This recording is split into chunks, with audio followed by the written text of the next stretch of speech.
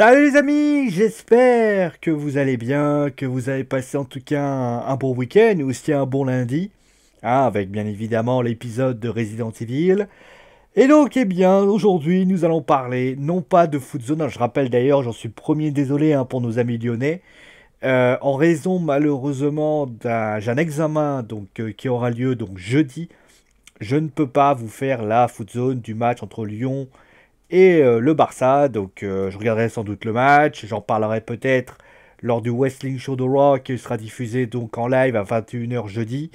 Mais ça me paraît compliqué. Voilà, il y a quand même des priorités à avoir.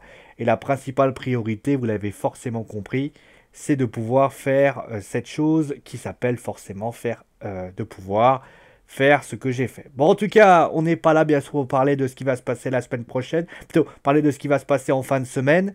On est là pour parler justement d'un film que j'ai regardé justement le jour de la journée de la femme.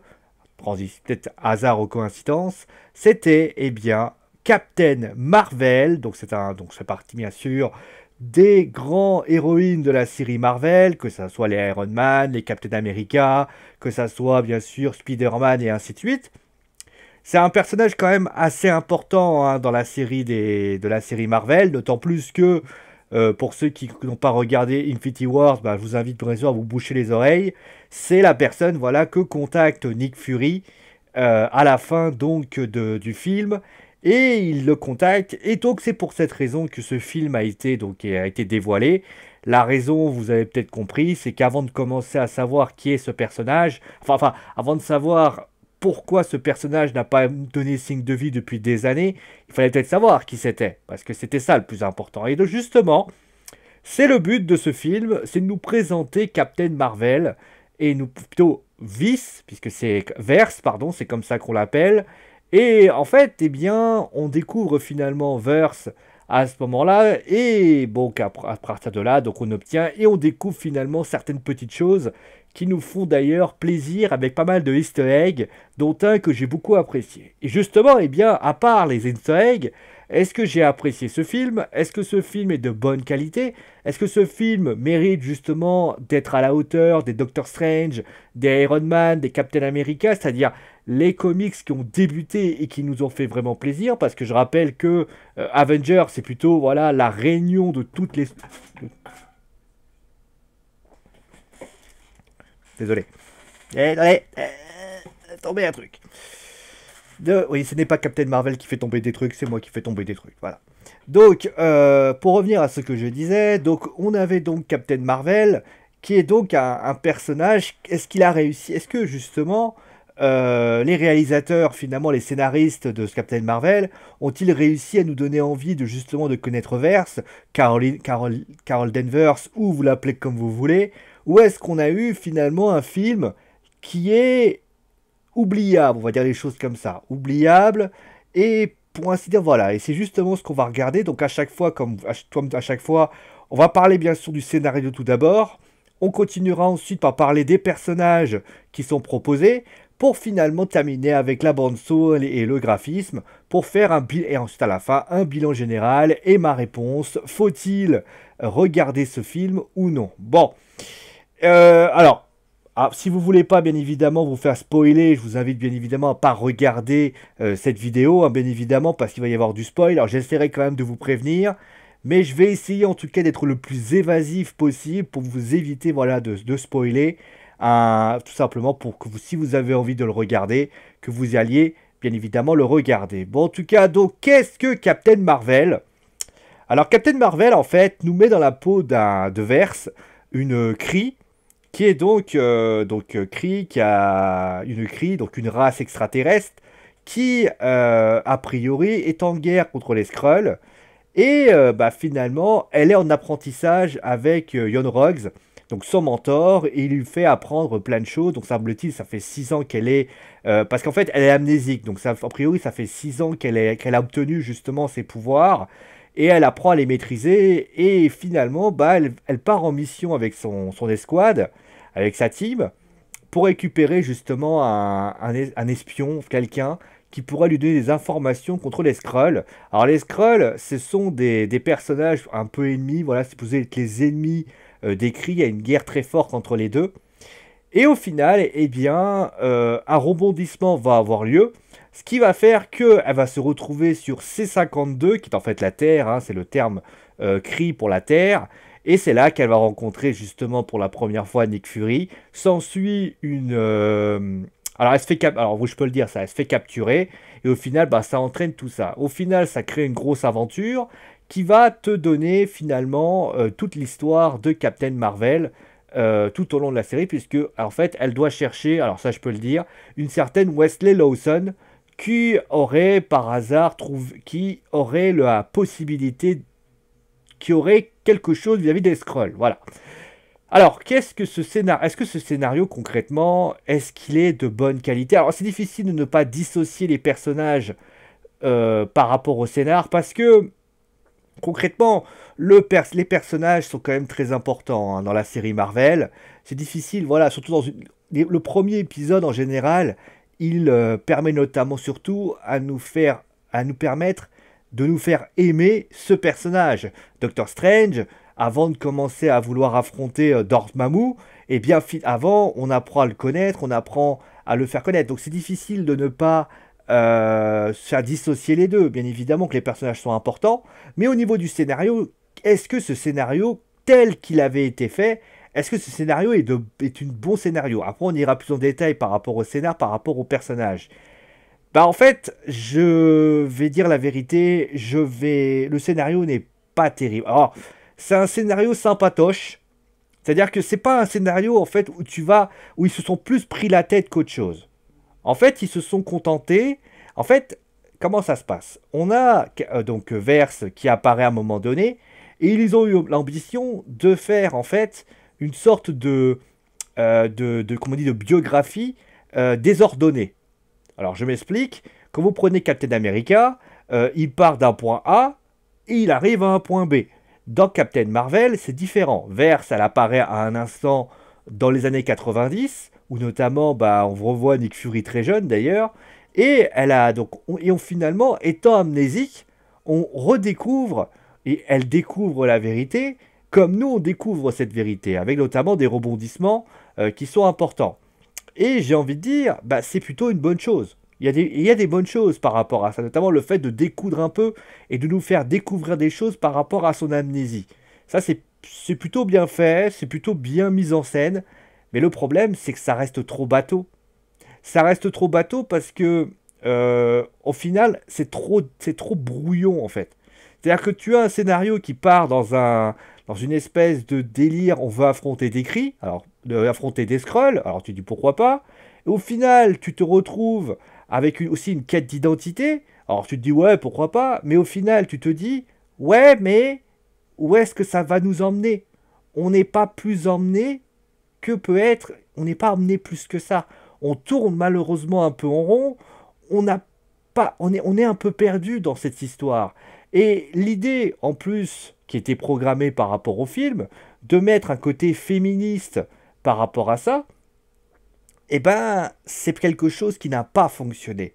Ça n'a pas fonctionné parce que voilà, moi je suis pas quelqu'un de féministe. Moi je pars du principe que l'homme et la femme doivent être égaux et surtout il doit y avoir les mêmes libertés pour les hommes et pour les femmes, qu'ils ont les mêmes droits, etc. Mais on m'a parlé on m'a dit voilà, aujourd'hui ça va être un film relativement féministe. Bah moi j'ai eu envie de dire à la réponse à cette question, c'est non. Ce film n'est pas féministe. Ce film est un film lambda.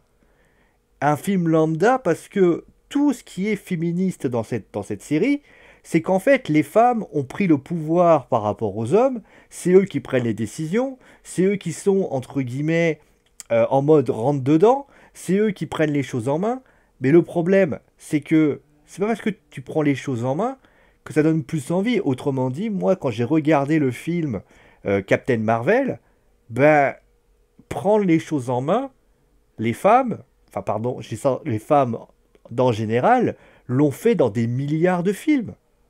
Quand Black Widow aura son film, eh ben elle prendra les choses en main.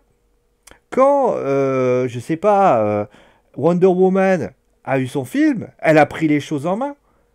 Je veux dire, c'est pas parce que tu mets en avant la gente féminine que ça veut dire que tu vas donner. D'ailleurs, à un moment donné, ils arrivent, il y a sa copine, là, je crois que elle a un nom, l'actrice a un nom un peu particulier, j'ai plus son nom. Je crois que c'est Laura, un truc comme ça, enfin son nom de famille, je parle, hein. Qu'on soit clair là-dessus, quand je regarde la personne comment elle est, bah, je me dis, ouais, elle veut juste montrer que les femmes savent piloter comme des hommes. Comme le pensait Wesley Lawson. Autrement dit, les femmes ont le droit de faire le travail. Oui, mais. Alors, on peut imaginer, oui, mais. Et c'est le même. On peut imaginer, c'est la même chose. Et d'ailleurs, quand on regarde. C'est un peu comme qu'on dit, quand les milliards de films où tu parles de l'esclavage au niveau de l'esclavage de l'Afrique, des personnes d'origine noire, entre guillemets, le racisme, le Ku Klux Klan, etc. Il faut que tu ailles plus en profondeur. Parce que si tu te contentes simplement de faire, bah les mecs, c'est des racistes, ils font de l'esclavage. Prenez par exemple, j'ai pas le nom du mec, l'espèce de, la personne qui part en esclavage, ça, c'est douloureux, ils se font taper dessus, etc., etc. C'est très profond, il faut être plus profond que ça. Mais eux, ils ont décidé de faire un film, d'ailleurs, on va le dire, un film très léger, donc en voulant mettre en avant justement la gente féminine, mais le film est trop léger, et au final, moi j'aurais voulu, à la limite, que ça soit macho, mais que le machisme soit tellement caricaturé, je parle caricaturé, hein, et qu'au final, nous, on se retrouve avec, peut-être une signification de dire, eh ouais, mais moi, les femmes, on va vous montrer qu'on est capable de faire comme les hommes. Et le problème, il est là, c'est-à-dire que bah, ils ont voulu mettre en retrait les hommes, notamment on va parler de Nick Fury, qui est une déception monumentale dans ce film. Coulson, qui est aux abonnés absents, mais il n'y a rien d'intéressant. Et justement, on aurait pu mettre aussi les... Parce que il faut pas que, parce que tu veux faire un épisode, un film basé sur la domination de la femme, je dis ce mot-là, mais vous avez compris le principe, mais ça veut dire que les hommes doivent être passés pour des ploucs. Faut juste... Alors, après, tu vas me dire, oui, mais Sio, parce que derrière nouvelle, le mentor de Captain Marvel, de Verse, c'est qui? Alors tu vas me dire, oui, mais c'est Wesley Lawson. Non, pas, c'est Yon Roy. Yon Roy qui lui apprend à se battre. Donc c'est un homme qui lui apprend à se battre. Mais les choix moraux, au final, donc on aurait pu également mettre en avant le fait qu'il y avait un côté comment dire, on dit souvent que les hommes ne réfléchissent pas et que les femmes réfléchissent, ont une petite tête, voilà. Ils ont voulu mettre en avant surtout l'humanité de Verse.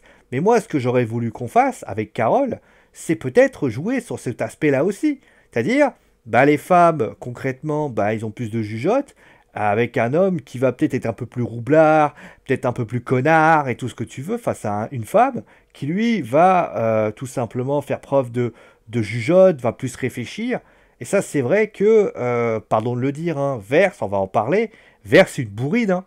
C'est une bourrine, alors oui, ça reste très humain, mais aux dernières nouvelles, il faut faire marcher ta petite tête, et c'est là que peut-être on aurait eu une différence. Voilà. Il faut mettre des différences. Après, bon, on va pas me dire que les femmes et les hommes savent réfléchir, bien sûr. Et forcément, le film pose un autre problème, c'est que, vous avez vu, le scénario, il est quand même assez plat, il n'est pas folichon, folichon, il est sympatoche parce que tu te laisses regarder, mais c'est aussi lié aux personnages.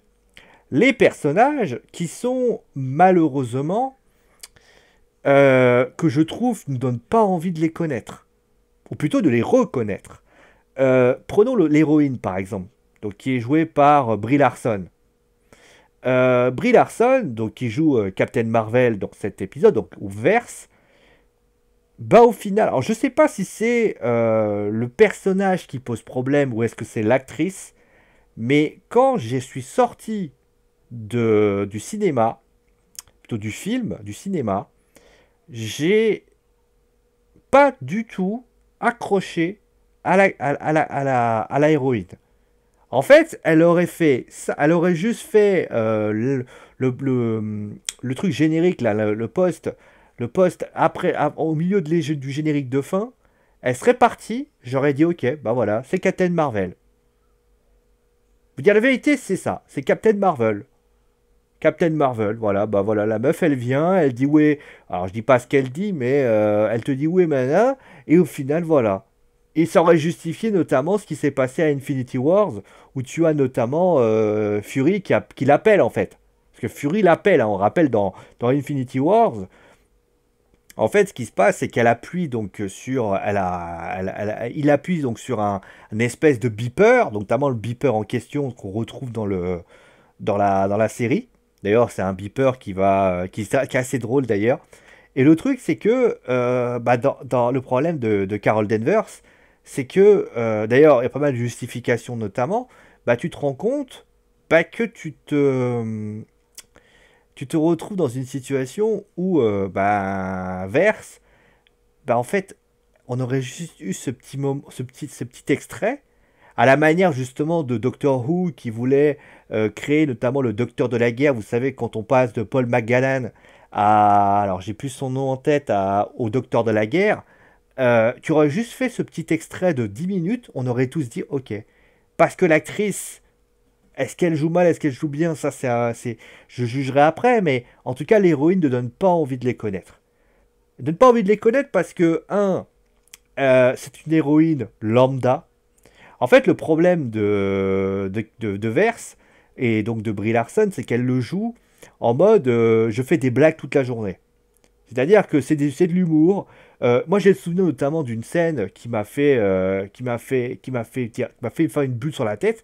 C'est notamment, vous savez que les Skrulls peuvent prendre la forme de n'importe qui. Et à un moment donné, Nick Fury lui dit, bah, qui me dit que vous n'êtes pas un Skrull, vous? Et elle envoie son rayon là directement sur l'aquarium. Et là, elle commence à faire des blagues. À un moment donné, au début, elle est prise en tenaille face à des Skrulls. Et à ce moment-là, elle fait ah ouais, vous voulez vous. Les blagues sont pas drôles.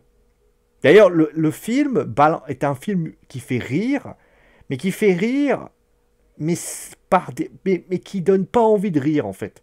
C'est qu'il y a des moments où tu as envie de rire, hein. Moi, j'ai eu des moments où j'ai souri, j'ai rigolé. Notamment Goose, qui est un personnage, qui est un chat pour information. T'as envie de rigoler.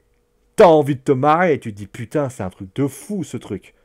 Mais d'un côté, tu te dis, ouais, mais c'est pas parce que tu fais 40 000 blagues, ça veut dire que c'est drôle. En plus, euh, on est dans une quête. Enfin, le problème aussi de ce point-là, c'est qu'il y a une quête d'identité qui comme moi, que je pense est mal faite. Regardez le personnage de Captain Marvel. Alors je comprends l'intérêt aussi de la rendre si forte. Je veux dire, forte physiquement, je vais en parler après, mais aussi mentalement.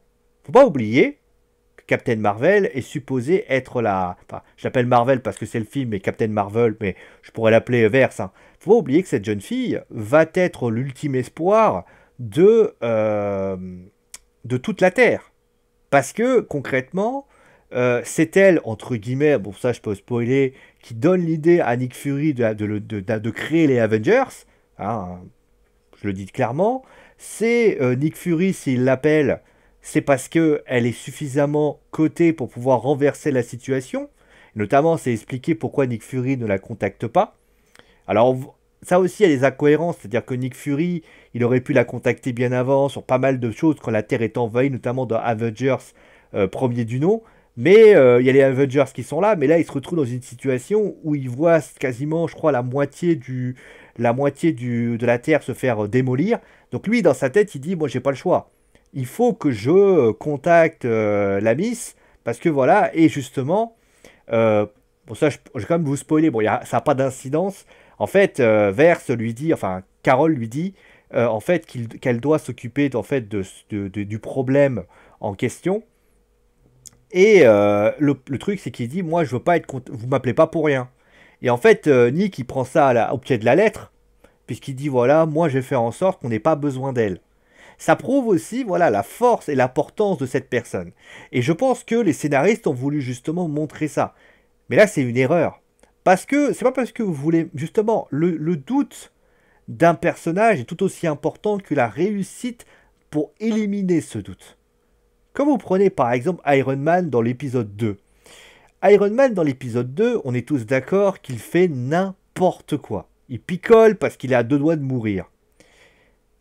Mais ce qui va faire qu'il va redevenir le Tony Stark qu'on connaît, c'est parce que il va petit à petit retrouver la confiance qu'il a perdue. Quand Captain America devient, comment dire, devient donc le Captain quand Steve Rogers devient Captain America, au début personne ne croit et c'est finalement les autres qui finissent par croire en lui. Quand alors il y a Thor, c'est parti autre chose. Quand Thor, comme on peut apparenter aussi par exemple Captain Marvel avec Thor, même si Thor au début c'est un humain lambda, on lui a privé des pouvoirs, mais au final il récupère ses pouvoirs. Mais tu sens qu'il y a voilà quelque chose. Tu prends Spider-Man. La quête de doute de Spider-Man est très bien mise en scène, c'est-à-dire que c'est un personnage qui est malheureusement tiraillé entre ses besoins en tant que Spider-Man, il doit aussi faire entre ses besoins, c'est un petit gamin qui veut juste être au lycée, mais qui a du mal à s'en sortir, qui sait pas où il est. On va dire que chaque doute d'un personnage, et notamment on a vu, même si des fois, voilà, même dans même Superman a ses doutes aussi, parce qu'il fait face à des personnages, à des ennemis qui sont relativement difficiles à battre. Et le truc, c'est que bah, les doutes sont souvent calmés par les protagonistes qui sont autour d'eux. Et le truc, c'est que mentalement, cette fille-là ne doute pas. Et physiquement aussi, elle ne doute pas. C'est-à-dire que le problème, on va dire, de Verse, et plutôt donc de Carole, c'est le fait que, malheureusement, ce personnage, il est cheaté. Il se sort de situation. Alors, il y a un moment donné, elle se sort d'une situation, ça fait très shonen, par rapport à ça, mais que ça soit déjà physiquement, à un moment donné, mais jamais elle est en difficulté, jamais elle ne doute, jamais elle se pose des questions. Je vais prendre juste un exemple. À un instant donné, il y a un rebondissement qui a eu dans le film. Je dis pas quoi, vous verrez ça par vous-même si vous regardez le film.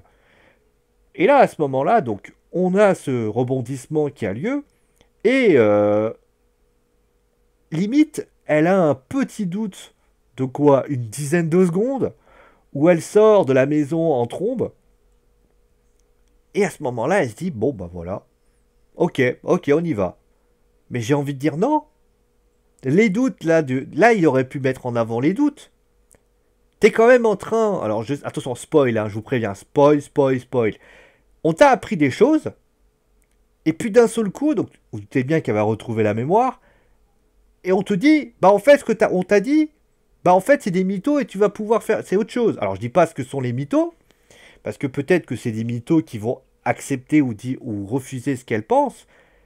Bah au final, toi dans ta tête, tu te dis, ouais, mais elle doute pas. On l'a formaté. En fait, c'est comme si on l'avait fait une machine de guerre, comme par exemple, je sais pas, Robocop. C'est une machine de guerre. Un jour, il prend conscience de son humanité, parce que c'est ça aussi Captain Marvel. C'est la fait de reprendre contrôle de son humanité, parce que, eh ben, Verse, elle n'arrive pas à, voilà, elle est tout le temps dans le bourrinage. Et clairement, Young Ruggs, qui joue avec Jude Law justement, bah lui, il est là pour lui expliquer qu'elle doit être une machine de guerre, entre guillemets. Elle doit arrêter d'être émotive. C'est ça, en fait, l'histoire, en fait.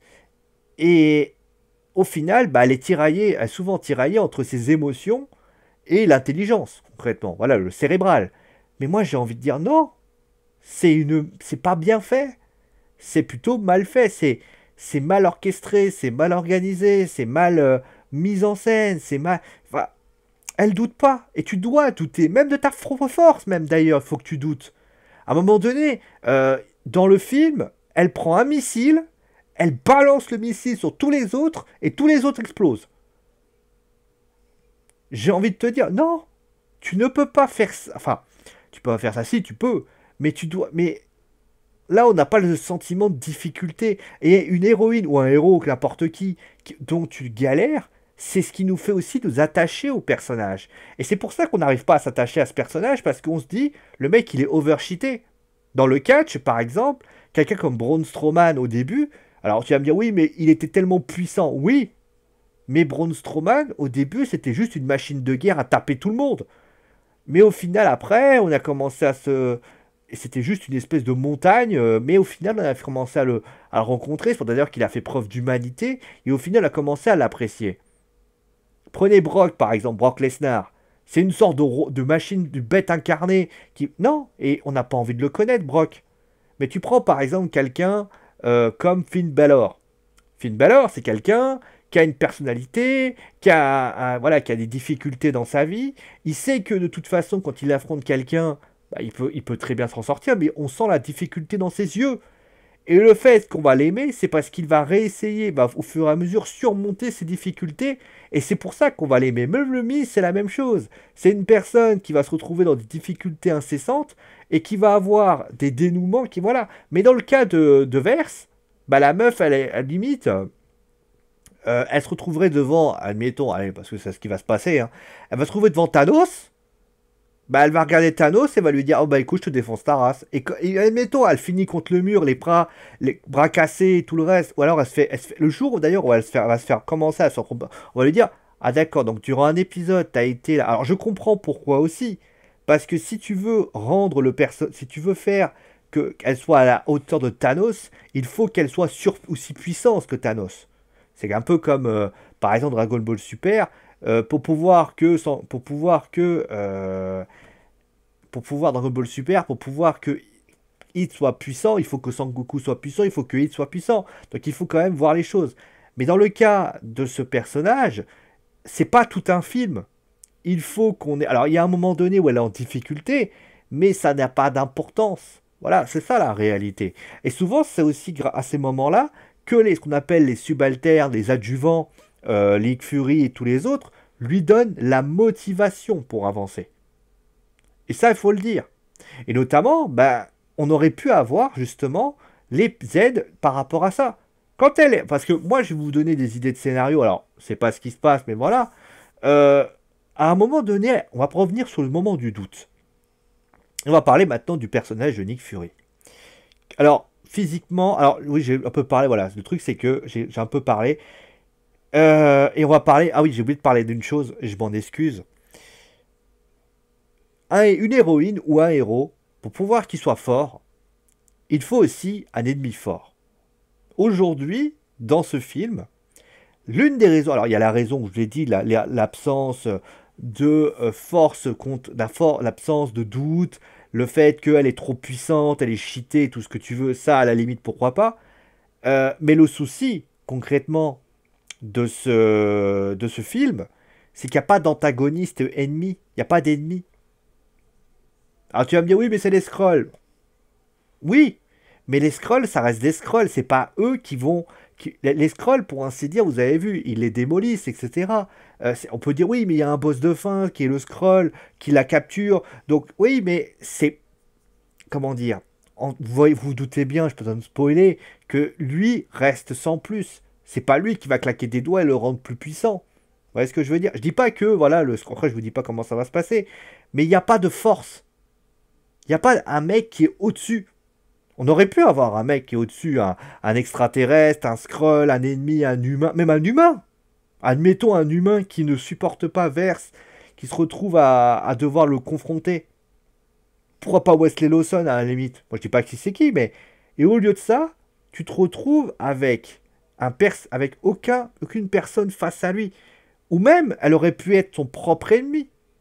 Et justement, c'est là que le film aussi manque. C'est qu'on n'a pas envie de s'intéresser à ce film parce que, bah, comme je l'ai dit, Captain Marvel est trop forte. Et le truc, pour ce qu'il s'agit, parlons quand même, bah oui, on va quand même en parler, de Nick Fury. Nick Fury, dans ce film, alors moi, vous souvenez de Nick Fury? Nick Fury, alors c'est marrant d'ailleurs, je tiens juste à dire une chose, parce qu'on découvre comment il perd son œil. Bah, quand j'ai su comment il avait perdu son œil, j'étais triste. Parce que je me suis posé la question, est-ce qu'il a fait ça dans un but de, tout simplement, est-ce qu'il a fait ça dans un but de, vas-y, on se démerde, on fera ça vite fait, ou est-ce que c'est un mode, je prends mes paires de couilles et je les mets devant? Dans le cas de, s'il met sa paire de couilles et qu'il la met devant, ok, respect, parce qu'il fallait quand même y aller. Ah, on rappelle notamment dans les films, Indiana Jones, il prend un flingue, il se retourne, il tire sur un mec, il se renvoie. Va. Ça fait partie justement de l'histoire du cinéma, d'avoir des moments où c'est léger, t'as besoin de faire un truc de fou contre ça. Je le comprends. Mais moi, c'est pas ça qui me pose problème. Vous vous souvenez de Nick Fury? Visualisez bien Nick Fury. Nick Fury joué par Samuel L. Jackson, qui d'ailleurs avait fait une polémique, souvenez-vous. Puisque je rappelle que Nick Fury, dans les comics, de base, était d'origine blanche, américain, pure souche. Et au final, bah, ils avaient décidé de faire comme ça. C'est un peu comme d'ailleurs, mais après, bon, hein, ça reste normal, etc. Déjà, en termes de physique, on voit qu'ils ont essayé... Alors, ils l'ont fait rajeunir, parce que forcément, ça dépasse dans les années 90 à peu près. Enfin, fin 80, début 90. Alors déjà, juste une chose, tu vois que ce pauvre Samuel L. Jackson, déjà physiquement, bah, il a 60 piges et ça se voit. À un moment donné dans le film, j'ai ce moment, mais ça m'a fait bien sourire. Il est en train de courir, vous savez, il y a un long couloir, il est en train de courir, il monte les escaliers, et tu le vois en train de faire... Tu vois qu'à 60 ans, il court pas aussi vite que quand il avait 20 ans. Et ça se voit, voilà, et ça se voit, et c'est normal, hein, il n'est pas capable de faire. Et ça, c'est très rigolo, parce que bon, ça m'a fait un peu sourire. En parlant de sourire, bah, ce qui m'a fait moins sourire, c'est son personnage. Parce que Nick Fury, dans ce film, c'est une blague. Bah ouais, c'est une blague dans le sens où c'est pas Nick Fury. Nick Fury, dans ce film, c'est pire, on dirait un espèce de remake d'Axel Foley, mais en pire. Vous savez, vous savez qu'on a tous eu dans les films avec en héros le Black, c'est toujours le mec qui arrive et qui fait des petites blagues, qui va faire l'idiot, qui va faire des blagues. Alors, ça marche quand c'est Axel Foley, joué par Eddie Murphy. Ça marche parce que c'est le personnage de Axel Foley qui veut ça. Quand c'est Will Smith qui le fait, que ce soit dans Men in Black, ça marche aussi. Parce que dans Men in Black, tu te dis, bah, le gars, il est toujours en train de faire des blagues toutes les 5 secondes. Donc là, tu te dis, pourquoi pas.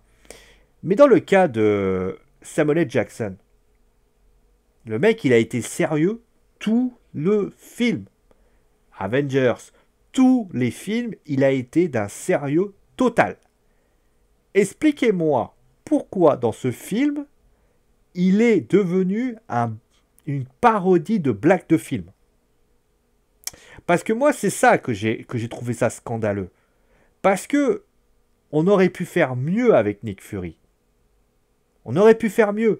Nick Fury, dans ce film, eh ben, il est tellement caricaturé en espèce de blague de film que tu as juste envie de lui dire, hé mec, dans 20 ans, t'es le mec le plus charismatique. Le mec, rappelez-vous quand même, Nick Fury, quand il parlait, tu fermais ta gueule. Hein, parce qu'il avait un charisme de fou. C'était le Nick Fury.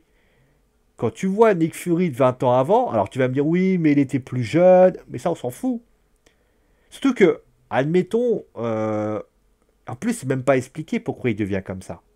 Alors tu peux me dire oui, mais parce qu'il prend conscience du danger que peut avoir les extraterrestres et ça le rend plus glacial. Mais c'est pas possible. C'est pas possible, ça ne marche pas. Ça ne marche pas et je vais vous expliquer pourquoi.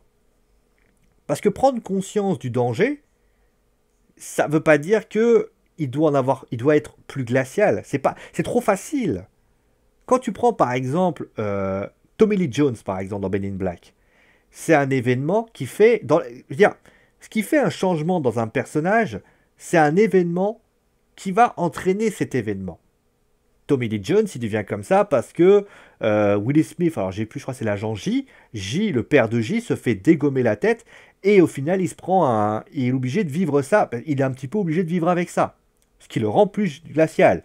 Dans les mangas, quelqu'un comme Vegeta, il devient fier et il devient solitaire parce qu'il y a le peuple Saiyan qui est détruit. Il se retrouve malheureusement face à un personnage qui s'appelle Freezer qui le sodomise concrètement, qui lui fait faire tout ce qu'il veut. Tu prends, qui lui laisse faire, enfin, qui l'oblige à faire ce qu'il veut. Kaiba dans Yu-Gi-Oh! C'est pareil. Kaiba dans Yu-Gi-Oh! Souvenez-vous. C'est quelqu'un qui.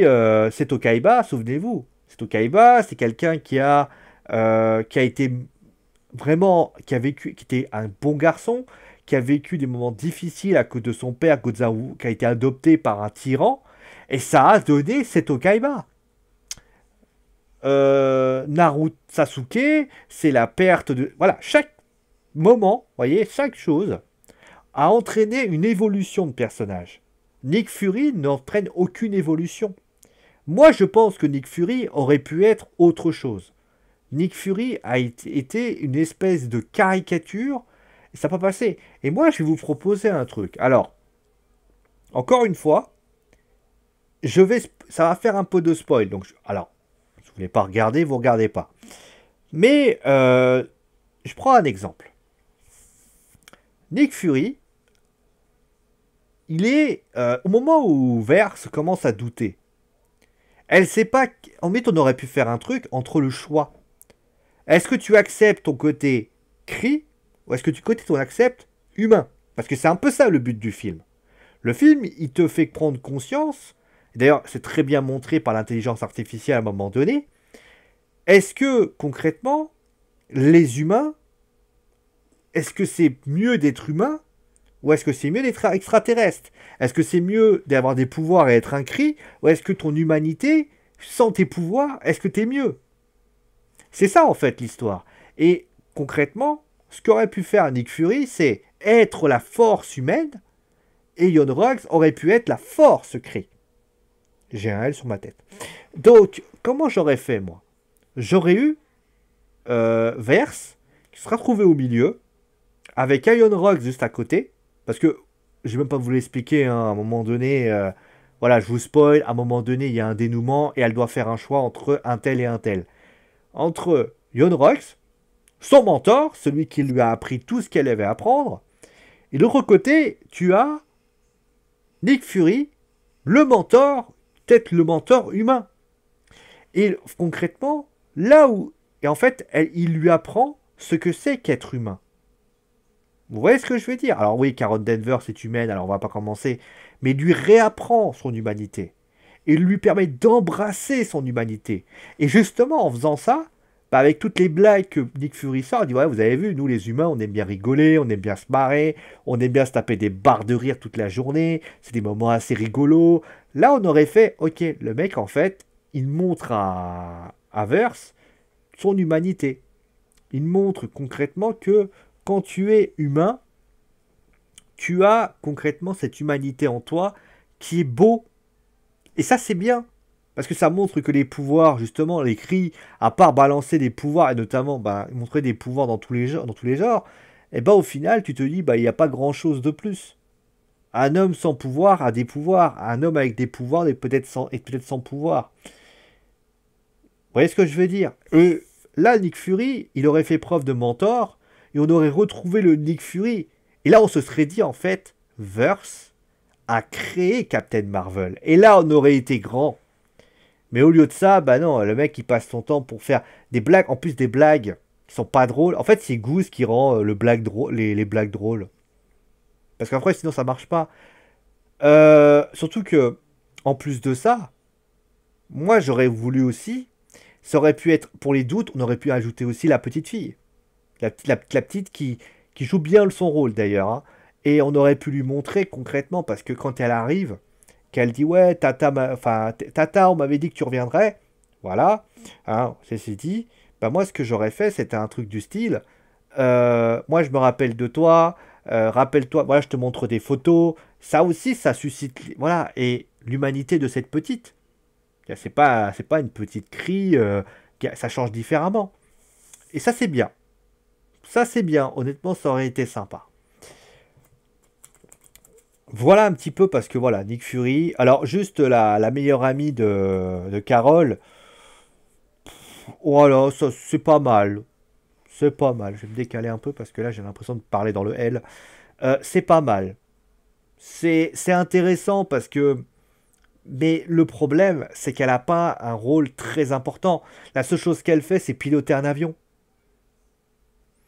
C'est léger. Je sais pas, on lui dit, il aurait fallu lui donner un rôle plus important. C'est sa meilleure amie à Carole. Elle aussi aurait pu avoir justement un rôle par rapport à ça.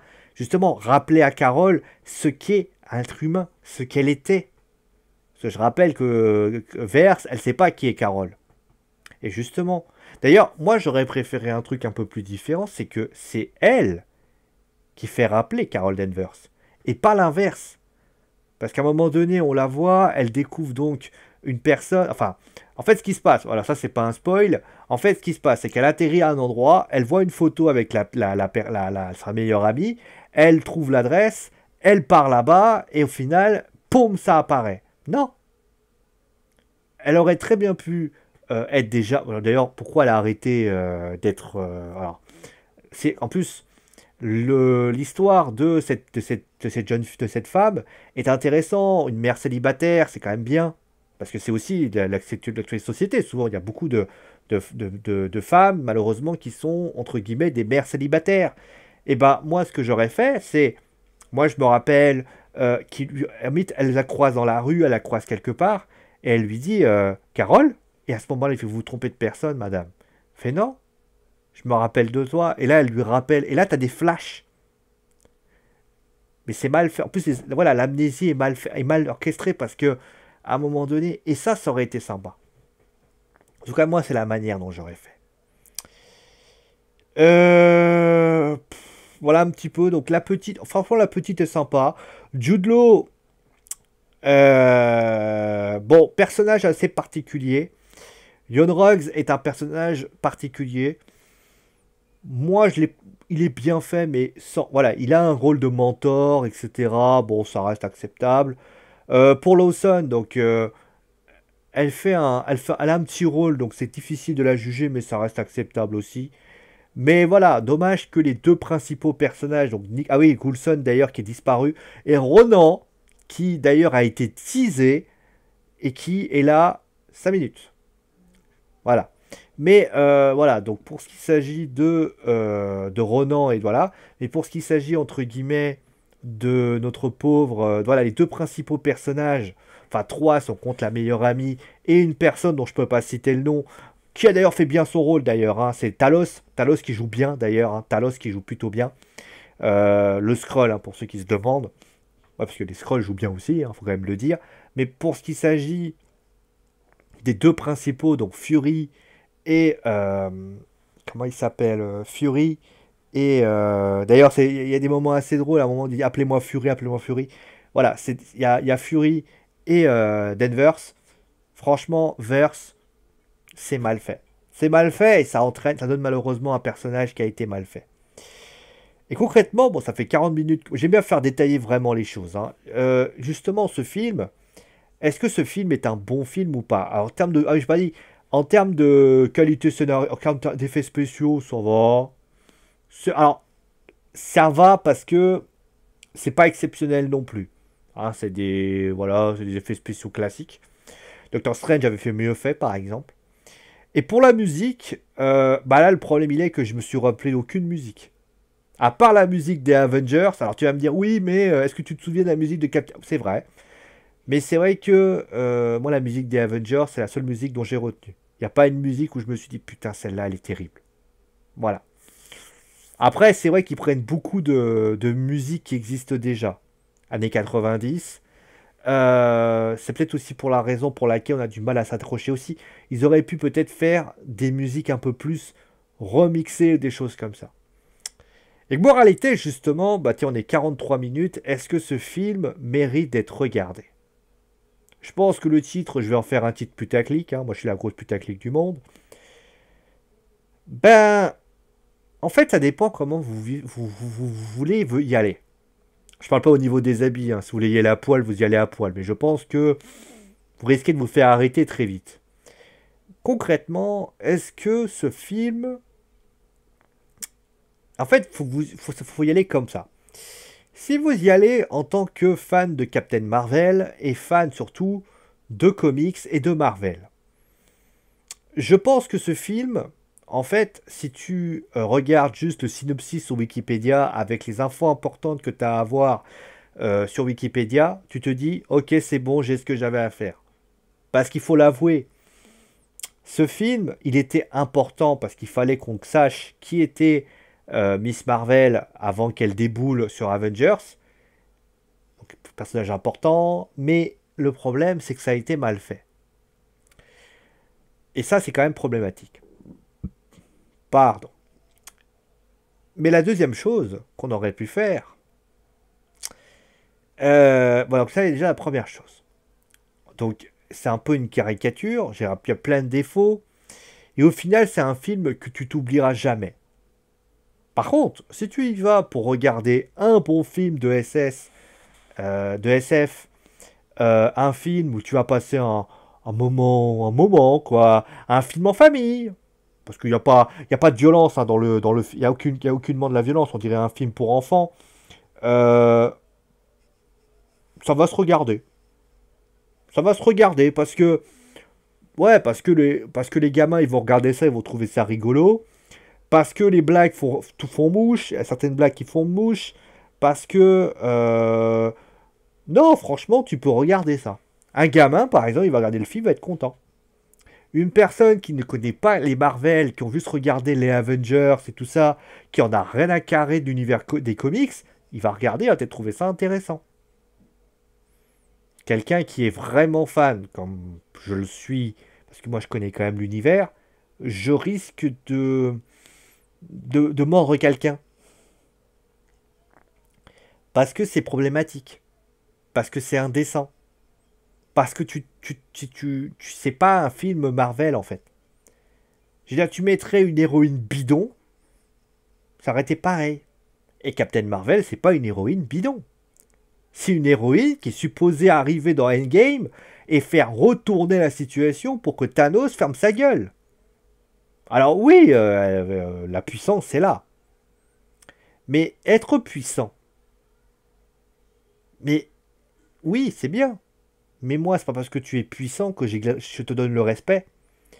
Moi, en fait, quand je suis sorti du cinéma, alors je sais pas ce qu'on en pensait les autres, mais moi, quand je suis sorti du cinéma, je me suis dit,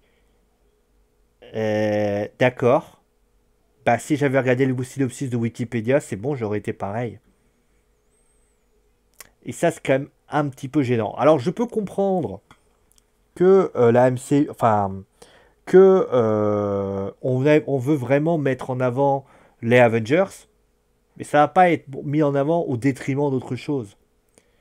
Je veux dire, c'est pas parce que vous allez regarder. Non, il faut que tout soit bien fait. Je rappelle pour information que Doctor Strange, etc., etc., il faut que ce soit mis en avant. En tout cas, moi, c'est l'impression que j'ai. Et au final, le seul moment où tu te dis c'est bien, c'est le fameux post-générique, où j'ai un bouton dans le dos, c'est pour ça que je me gratte, que ça avec justement le moment, voilà. Mais sinon, il n'y a rien d'intéressant. Donc voilà ce qu'on avait à dire sur un film. Donc un film qui est oubliable. Après moi, je l'ai payé 7 euros, donc je me dis, bon, j'ai pas trop perdu. Mais si toi, t'as voulu justement le regarder et tu veux l'attendre en DVD, quand tu regarderas ça en streaming sur je ne sais quoi, tu le regarderas. Mais je suis désolé, hein. Le reste du truc, tu vas le regarder, mais tu vas te dire c'est quoi cet étron, quoi. Voilà. Voilà un petit peu ce qu'on avait à dire donc sur ce film. Donc j'avais vraiment envie de faire long pour vraiment vous expliquer tout en détail. On se retrouve bien sûr très vite pour un prochain focus. Alors je sais pas ce qu'on fera la semaine prochaine. Je vais vous dire la vérité, il y a Dragon Ball Super Broly qui sort, mais je suis pas certain de pouvoir le regarder. Si je peux le regarder, je vous tiens au courant. Voilà, je vous dis, voilà, j'ai pu le regarder. Notamment, il y a Papy qui voudrait le faire à 21 h. Donc on le fera sans doute. Mais si j'ai pas le temps, on le fera dans 2 semaines, tranquillou. En tout cas, merci à vous tous d'avoir suivi l'émission. Je vous fais des gros bisous sur le coin de la truffe. Et on se retrouve donc très vite pour un nouveau focus. S'il n'y a pas de focus la semaine prochaine, peut-être qu'on fera quelque chose de plus... Plus longtemps, j'ai pas fait une FAQ. Donc on verra ce qu'on fera. Peut-être un focus sur la chaîne pour vous expliquer voilà, les points positifs, négatifs, etc., etc. Allez, prenez soin de vous, amusez-vous bien. Et passez donc un bon match à tout le monde. Et gros bisous tout le monde.